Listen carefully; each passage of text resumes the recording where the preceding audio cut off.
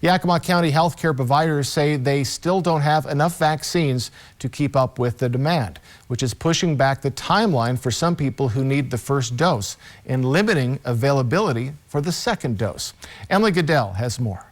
From our reporting last week, for every one person who was able to get the vaccine, there was still another 3 people that were waiting to get scheduled. Yakima County health officials say they have no idea how many doses of the COVID-19 vaccine they'll be receiving from week to week. That's why several providers have put first dose vaccinations on hold to make sure their existing patients get their second dose. There's just simply not enough vaccine available for everyone, and it is going to take some time before we can go through and get everyone scheduled for their first dose and their second dose. More than 11,000 people countywide have had the first dose, but only about 2,000 have been able to get the second. Health officials say people have to get both doses at the same place. People should not be going to different facilities to get their second dose. They should be going back to the same facility that they went for their first dose. If there's not enough doses to keep up with demand and a provider has to put vaccination on hold until the next week's shipment, patients just have to wait. The county hasn't received a shipment of the Pfizer vaccine in 2 weeks. The only facility that has the capacity to receive Pfizer at this point in time and that has received Pfizer is Memorial.